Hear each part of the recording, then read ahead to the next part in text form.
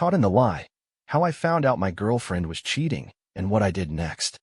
I'm 36 years old, and I've always thought finding a good, honest woman was like searching for a unicorn.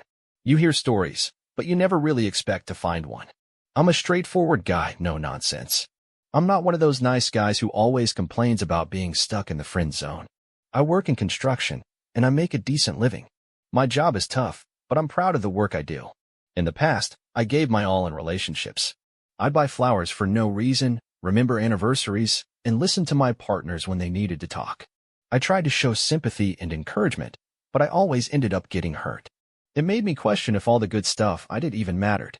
I started feeling like being kind and caring was just a burden. Slowly, I lost faith in relationships. About 5 years ago, I met Jessica. She was 33, and there was nothing remarkable about the first meeting. A mutual friend introduced us at a party, and her smile seemed genuine, so I was drawn to it. She wasn't trying to impress anyone. It was just real. I got her number, and we started dating. 3 months later, everything felt great. We got along so well, and I really tried my best. I remember what we wore the first time we went out together like it was yesterday. I thought our connection was casual at first, but the more I got to know her, the more I started to like her. She felt like the one. We had a lot in common. We both enjoyed hiking and trying new restaurants. I liked working on old cars and going to car shows, and she found it interesting. She was into ceramics and spent hours making bowls and vases, which I admired, even though I didn't have the patience for it myself. It gave us something to talk about and learn from. At the start, everything felt right. Even though we were both young and still figuring things out, it felt like we were building something. We talked about the future, and it seemed like we were on the same page. My job in construction kept me busy, but I took pride in it. It wasn't glamorous, but I liked the hands-on work. Jessica had a different career. She worked in sales, and after a while, her company allowed her to work from home. At first, I was happy about it. It meant we could spend more time together, and I could support her as she worked toward a promotion. I always thought of myself as a good partner, not perfect, but someone who would always have my partner's back. I supported her emotionally, and I took pride in being there for her in every way. I never once thought Jessica would cheat on me. I trusted her. I had worries in past relationships, but with Jessica, I felt different. We had something solid, or so I thought. Then, little by little, I started noticing changes. Jessica was acting distant, which was unusual for her. She'd take calls in another room and hide her phone screen when I passed by. She started complaining about being tired, even on weekends when we had plans. At first, I brushed it off. I figured she was just stressed with work. But the strange behavior kept going. For a week, it felt like I barely saw her. I began wondering if I was just overthinking things. Maybe I was being paranoid, but something didn't feel right. I couldn't shake the feeling that something was off. My gut told me it wasn't just stress or work pressure. I started wondering if there was something more. One night, we watched a movie together, but she was glued to her phone, texting nonstop. She said it was work emails, but something felt wrong. I was starting to get worried. I decided to talk to my friend James about it. James is a good guy, but he's been burned before. He went through a messy divorce a few years back, and it really changed how he looked at relationships. When I told him what was going on, he didn't sugarcoat it. He said, "Man, if she's a woman, she's probably cheating on you. They all do it. You can never be sure, no matter how good things look." His words stung, but they hit me hard. I realized that maybe I wasn't as secure as I thought. His cynicism made me look at everything differently, and soon, every little thing Jessica did seemed suspicious. I couldn't live with the doubt. I needed to know the truth. I remembered reading about how people could check their partner's phone to find out what was really going on, so I decided to give it a shot. That night, I made her favorite dinner, lasagna, and set the table with candles to create a nice, relaxed atmosphere. After dinner, I waited until she'd gotten home and we'd settled in. I asked her straight up, "Are you cheating on me?" She seemed caught off guard. Her hands were shaking, and she couldn't look me in the eye. The way she reacted felt wrong. She denied everything, claimed she loved me, and cried uncontrollably. But I didn't believe her. What hurt more was how she wasn't angry at my accusation. Instead, she seemed upset that I would even think it. She looked hurt, like I had done something wrong. I apologized, but I could tell she didn't take it seriously. We went to bed, and I tried to sleep, but I couldn't. My mind was racing. I needed to know the truth, and I couldn't rest until I had it. I waited until she fell asleep. It was 3:17 in the morning. I couldn't take it anymore. My hands were shaking as I grabbed her phone from the nightstand. I quietly went to the bathroom and started scrolling through her texts. There it was, her conversation with someone named Harry's Plumbing. I knew right away it was a fake name. I almost laughed at how obvious it was. But then, as I dug deeper, my world came crashing down. The texts were explicit. There were pet names, flirtations, and even nearly nude pictures. They were talking about how much they missed each other, sending dirty messages back and forth. Jessica had written, "You're making it hard to focus on work," and James replied, "I can't stop thinking about your smile." She had sent a picture of herself in new underwear, with the caption, "Wish you were here to take this off me." It was clear as day. I felt like I was going to lose it. The messages confirmed everything, and the weight of it hit me hard. This had been going on for at least 2 weeks. Sitting there on the bathroom floor, I could feel my heart racing. I was in shock, but I couldn't look away. The anger, betrayal, and confusion mixed together. How could she do this to me? 5 years of building something, only for it to be destroyed like this. I had to leave. I couldn't stay in this lie any longer. I took screenshots of everything. I wanted proof, in case I needed it later. But I also knew I needed a plan. What was I going to do now? How could I even handle this? I started running through possibilities in my mind. I could tell her parents, post about it online, maybe even confront James. But I realized I had the power. I didn't need her. I had a solid job, and I could survive without her.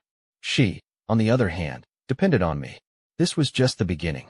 I had to figure out what my next move was. I didn't know exactly how to end things, but I was going to make sure she knew exactly how much she had hurt me. Take your time getting married. I just wanted to share this with you. I'm glad Jessica and I didn't get married. I avoided a bullet there.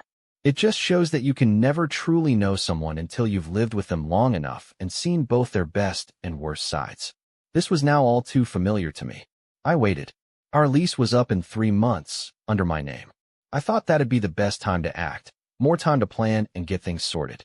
Finding an affordable apartment near my job took time, and I had to pack up, too, and ask some friends for help with the move. I had a lot to get done, but I was ready. A month later, after I checked her phone, I saw Jessica and James were sharing a bed. Really, that just made it easier for me to go. It eliminated any doubt or desire to fix things. That was the final straw. I've heard that cheaters lose interest once the forbidden part is gone. Jessica and James probably won't last. That's their problem, not mine. I spent the next month preparing to move. It was time. I was ready because I had been planning for months. Jessica worked late, so I picked a day when she had a big client dinner, but I didn't care. It just gave me the chance I needed.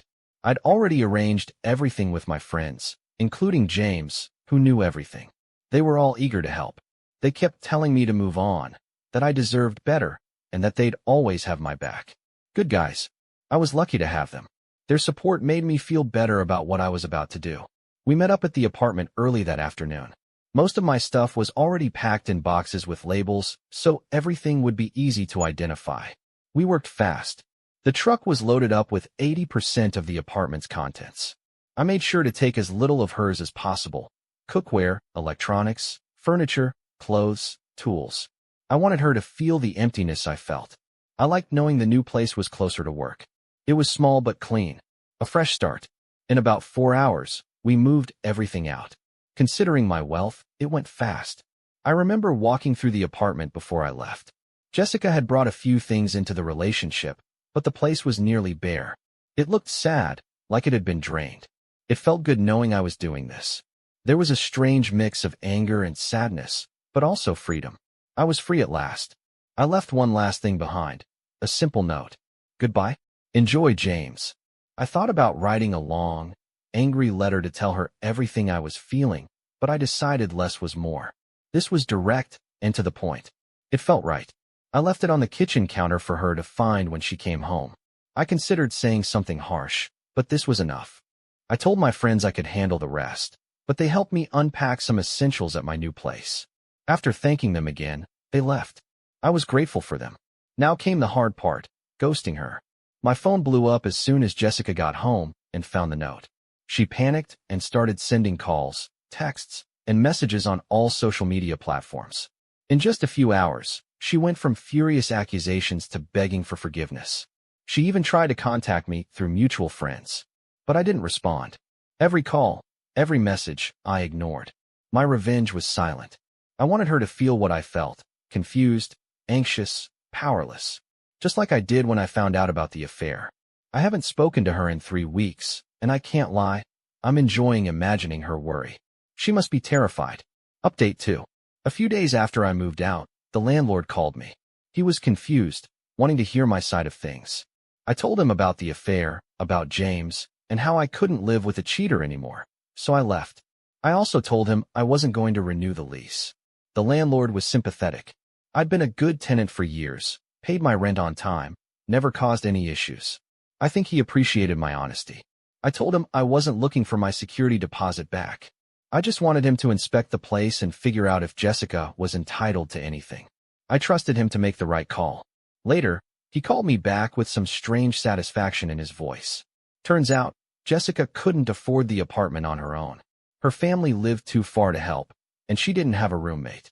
She was at risk of being evicted and desperately searching for somewhere else to stay. I felt a little relieved knowing her lies had brought her here. Some might say I'm being harsh, that I should feel sorry for her, but I don't. I gave her everything, good friendship, loyalty, support, and she threw it away for a quick thrill. She made her choices.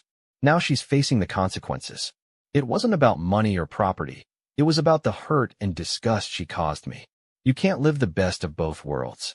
You can't have a secret affair and a loving, committed partner. The landlord did the walkthrough and confirmed everything was fine with the apartment. He said my security deposit would be refunded. He also told me that he'd delivered the eviction notice to Jessica and praised the way I'd handled things. I thanked him again and said I was glad to be moving on. I also blocked her on everything and moved forward, as I was advised to. Third update. A month later, Jessica tried calling me from a blocked number. I knew it was her the second I saw it. I let it go to voicemail. When I checked the message, I could hear her crying. She sounded desperate, saying she had nowhere to go. She apologized over and over, trying to explain herself. I'm sorry, I'm so sorry, she kept saying. She tried to justify everything, said it just happened, and that she was confused. It was pathetic. She even tried to bring up the good times we had, as if that would make me want to take her back. You still care about me, don't you? She asked, sounding so broken. I let her cry for a while, but I couldn't feel sorry for her. I laughed a little, bitter and incredulous, and said, it's funny. You lied to me, hid things from me for months, and now you want my sympathy. I let it all out. You decided this. You destroyed what we had. Now you're facing the consequences. Then, without missing a beat, I said coldly, you have James. Go live with him. I hung up before she could reply, shutting her down completely. There was no going back after that. I blocked her on Facebook, Instagram, everything. I erased her presence from my life, physical and online. I thought about deleting old photos and notes, but I decided to keep them for now. They serve as a reminder of my struggles and what I've been through. After it was all done, I felt a strange peace. It wasn't joy, and it wasn't victory. It was just closure. I felt relieved, like a weight had been lifted. I justified everything to myself. I have no idea where she'll go, but honestly, I don't care. She made her bed. Let her lie in it. That was the last thought I had about her.